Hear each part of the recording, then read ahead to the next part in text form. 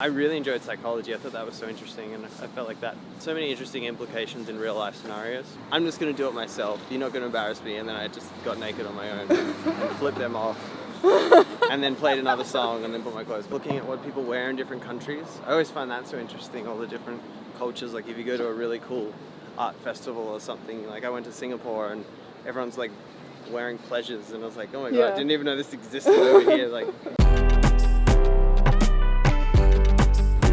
Hi, this is Lauren Engel. Today I'm here with What's So Not. What's up?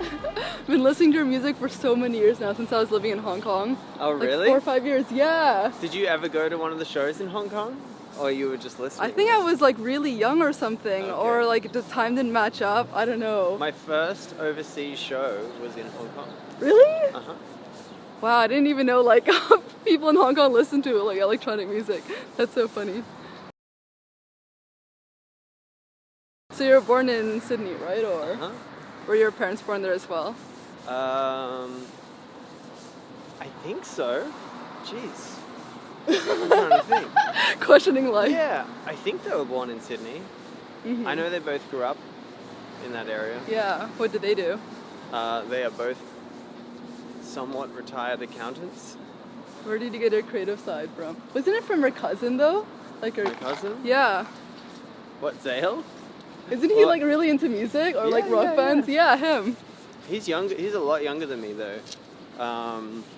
The creative side, I don't know, just kind of like, I think it was always there. I think a lot of people go through their lives not ever accessing it, not ever giving it any, giving it enough attention to turn into anything. I mean, my dad, for example, wanted to be an architect, but it didn't seem financially viable, so it's just not an industry that he went into because it was very cutthroat and people at the top make a lot and people sort of lower down don't make enough to survive on.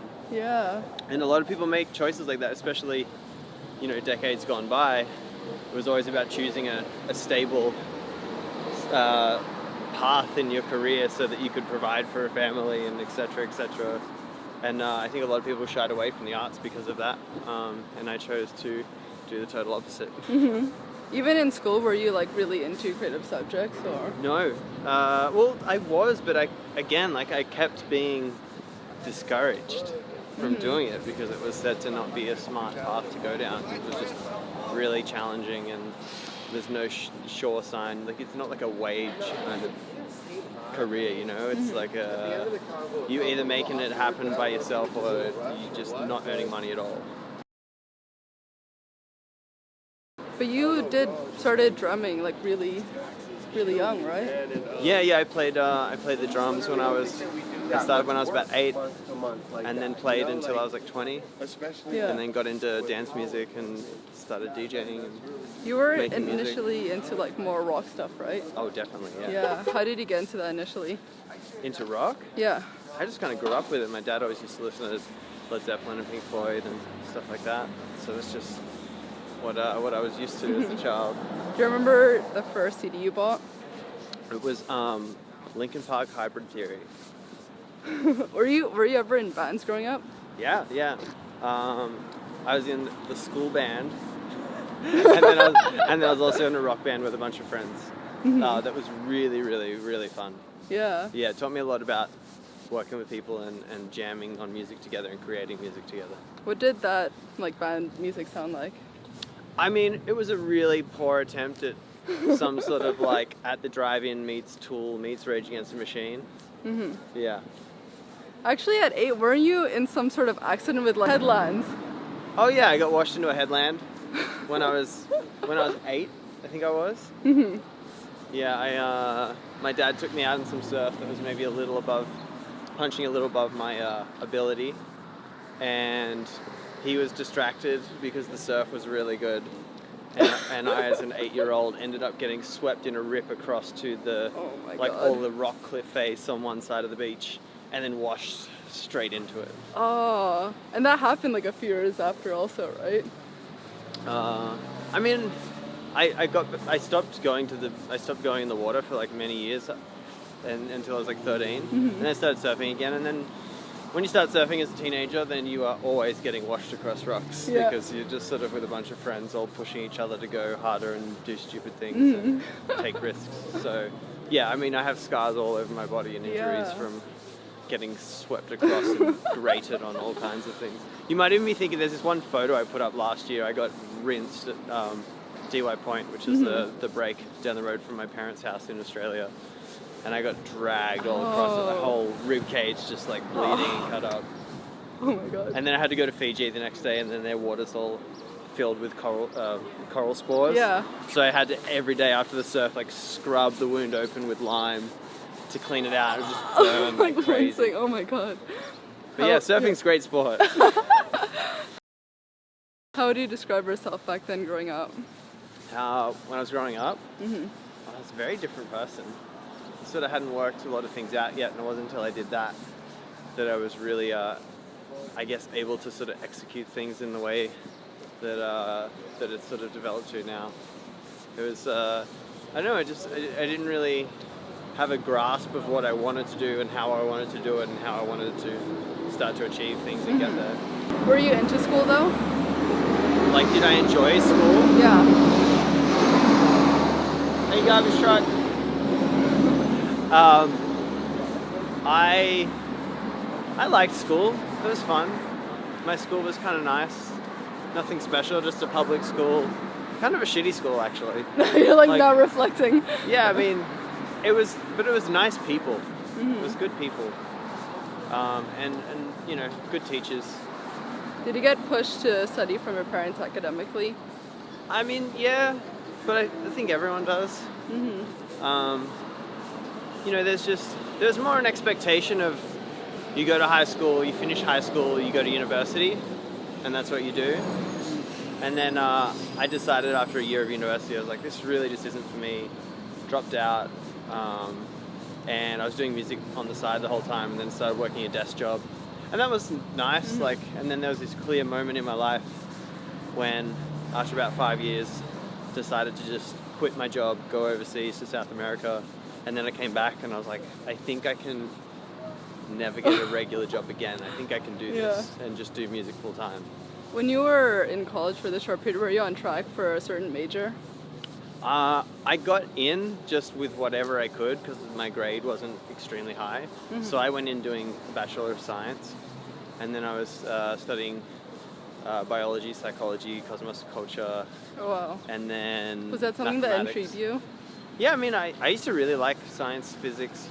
I really enjoyed psychology. I thought that was so interesting, and I felt like that so many interesting implications in real life scenarios. That was a cool subject, for sure. Yeah. And then what kind of desk job were you working as? I was an accountant, just like my Just parents. like your parents. Yeah, I mean, it was just easy. I got it, like it was not too hard to pick up. And it worked with the way that my brain works to some degree. So just did it. It was like decent money to keep me supported and then sort of pursue my passions on the side. And I probably could have gone into that life and lived the rest of my life as an accountant and just thought it was totally fine and been totally complacent with it all, you know? Yeah, that's crazy. And it's crazy that happens to so many people. Like we just go into some sort of career and we're like, oh yeah, this is comfy. And we just stay there forever not knowing what it could have been. Why did you choose to go to South America? My friends were motorbiking around the whole continent, so we went and met up with them for a couple of months and just kicked it. Yeah. And then at that point, were you already listening to electronic music? Oh yeah, like What's So Not was already going. Oh. And it was sort of the moment of I either take this seriously or I start to take my job, my day job, desk job seriously, and I chose music. How did you meet Harley initially? He just lived nearby. Back then, not many people were doing electronic music production. We were just like two people that lived a few suburbs from each other that were both doing it. So we kind of got together and brainstormed, and he actually saw me playing at a club and hit me up on MySpace and was like, oh dude, I've been so uninspired lately. I was really excited by all the stuff you were playing. Like, do you want to get together and like make some music? I was like, yeah, let's do it. Yeah. Where were you at that point with your solo project? Like how many years have you been doing it yourself? So I was like touring around Australia, playing interstate a little bit, and mainly at that point just making bootlegs and remixes and edits of songs to like try and make sets that were a little bit more exciting than people just playing songs that you could download on Beatport and stuff like that. And then over the next few years spent countless hours, like maybe even they say you need 10,000 hours to really get a handle on something. I probably spent about 20 or 30,000 hours in the next 6 years or so on music production, songwriting, vocals, and everything else. How old were you when you were starting to take stuff seriously? Probably 23 is when I really started to take it all seriously. And I was taking it seriously before then, but I was taking it seriously and not much was happening with it. It was sort of 23 when I was like, I'm going to just totally focus on this and put everything into it.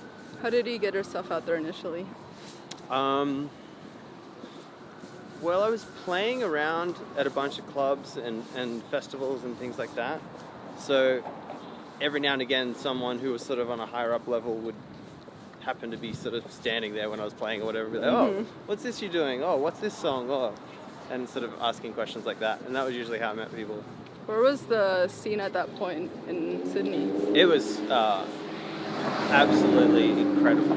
Yeah? The music culture in Australia through that period was insane. We had so many amazing bands, lots of really cool labels doing cool things, incredible club culture, very, very educated club culture of years and years and years. Like every single DJ knew how to do a really good warm-up set. Every single DJ, respected the sort of ethos of how it's all meant to be. House music, techno music was really big. Even like minimal tech house, all of that, and then like the sort of thrashy electro stuff came in as well, like Ed Banger and Mastercraft and all those types of acts too. Why did you decide to be a duo initially? Mainly because I had a bunch of skills in some areas and a bunch of weaknesses in other areas, and then I found someone who had the sort of opposite, and then we both worked together for probably like solidly for like 2 years, 3 or 4 days a week, just teaching each other. Sort of, I'd be directing a lot of the ideas and bringing ideas in, and then Harley was quicker at the time in Ableton, so he'd be doing a bunch of the stuff on the spot. And then, that changed over time for sure. But in that period, like sort of 2010 to 2012, it was like really, really efficient and great and good vibes and just really excited by the music. And it was such a cool time for music. There was kind of nothing really great in the sort of commercial foreground, but there was so much bubbling on the indie sort of around the sides in different places around the world, and just sort of trying to capture all the exciting things that were happening everywhere and put it into one song or an EP was an exciting project to undertake. How did you decide early on what type of song would be for yourself and what type of song would be for What's So Not? I just put everything into What's So Not. I did one EP under my solo project, but for that whole period I was just putting everything into What's So Not because I really believed in it and was really sort of steering the whole creative process of it. What did you learn from this split? A lot. Yeah, a lot. How were you able to transition out of Australia, like into US or Europe? It was a few key things. Definitely big credit to Danny Bell and Gary Richards. I was playing on one of their stages in a touring festival in Australia, and they were really excited by the project and what it was sounding like and how the show felt and how the response was in Australia. So they put me on a holy ship and started putting me on all their events, Miami Music Week and Hard Summer and festivals like that around America. And then also Skrillex really giving the green light on it and signing me to Owsler and pushing songs and doing even things like playing Jaguar in every one of his shows for like that year that he put his album out. That really helped set things up over here and get things moving. And you need people like that who are really backing you and really excited by you and excited about whatever's happening to be supporting you. Otherwise, it's pretty tough to sort of break in. Did you meet a lot of the initial people like over the internet, like American people, or were you like making trips already to the US? I had never been to America before I played here. I just found music I thought was dope by other artists and would just chat to them on SoundCloud and stuff like that. How did you meet Skrillex? I met him when we all did a show together in Australia. How did you meet Oral Grime? I met him because we were on that tour I was talking about where I was playing for the Hard guys. And Nina Las Vegas actually introduced us and said we should do some work together. And then like 2 days later we did a session and we made Tell Me. So shout out Nina. What was the story that you DJ'd naked? Yeah, that happened one time. I mean, to be really clear on it, two of my friends were trying to like embarrass me by like, they ran on stage and started pulling my clothes off. Yeah. And it was kind of a bit of a statement like, all right, fuck you guys. I'm just going to do it myself. You're not going to embarrass me. And then I just got naked on my own and flipped them off. And then played another song and then put my clothes back on. But I'd probably never do that again. What was the realization that you needed more time to yourself? Because you can't think clearly. You can't be a normal person if you're constantly touring. It's just so surreal and bizarre. And, you know, there was periods where I was in a different country almost every day for like a year. You know, like not too far from that. It was absolutely insane. And you need to take time off to reflect on everything, and you need time in a studio. That was what I really missed, was touring so much. I didn't have time in a studio where I could hear what everything really sounded like very accurately, because it's so hard, you know, being in a different room every day, different hotel. Headphones really don't cut it. That's one of the things that are really important. What was your personal life or life at while you were making the album? Like, what was going through your head? It was non-existent. I allowed myself to have one thing that I could do that wasn't music every 2 weeks, and that was it. So I'd exercise every morning. I'd eat really, really well, really healthy, really light, so that I could like stay up very late and not get sleepy and tired. And I just worked for like 14 to 23 hours a day, probably 3 or 4 days a week, and then when I did shows all weekend and then came back and did the same. And I did that for like a year straight. How did you decide to have the people on the album that you did? Because you could have asked like pretty much anyone and they'd be down. Yeah, it's just my friends. Just people I just go hang out with people or meet someone randomly, and then we'd be like, oh, we should jump in the studio and just see what happens. But just about every song came about like that. Yeah. Is there a particular meaning or theme throughout it? Yeah, it's an album about dramatic ends to relationships, and I kind of created this dystopian parallel dimension that the whole thing existed in. That was really fun to do, and developed a bunch of characters and have them sort of be the narrators across the songs, across the album. Is this something that is like a new trial, or have you done it in your previous EPs? Divide and Conquer was similar. That was kind of like the test run for the album. Where would you say you got your style influence from? My style influence? Follow a lot of different accounts on Instagram and a few other places, and always looking at what people wear in different countries. I always find that so interesting, all the different cultures. Like if you go to a really cool art festival or something, like I went to Singapore and everyone's like wearing pleasures, and I was like, oh my god, I didn't even know this existed over here. Like you literally have this thing that just came out. It's interesting. My friend Madison Soers, who does Très Riche, she lives down the road from where I stay in LA, and we go running in the morning and like always just talk about fashion and clothes and what's working. She actually banned me from wearing tight jeans. I wore tight jeans for the last 12 years of my life. And she's like, you need to stop wearing tight jeans. Wear tracksuits or baggy jeans or baggy pants. I was like, okay. Has style always been a big part of your life? No, because it's kind of expensive. Yeah. So I always really liked fashion, but either brands weren't being lovely and giving me things, or I couldn't afford them. So that was my circumstances prior. What are your favorite brands now? I love Andreas Cruz. I really love Pleasures. What else? MRC? Yeah, there's a bunch. How do you think your music has changed since the early songs you made? I think before they were like what would you say? They were a cultivation of all the exciting things that were happening around, and they were more about sound and production, and then it was more like just send something to a singer and have them sing something, whereas so much more now I'm really into and really excited by songwriting and what a song means and having a narrative that sort of carries through everything.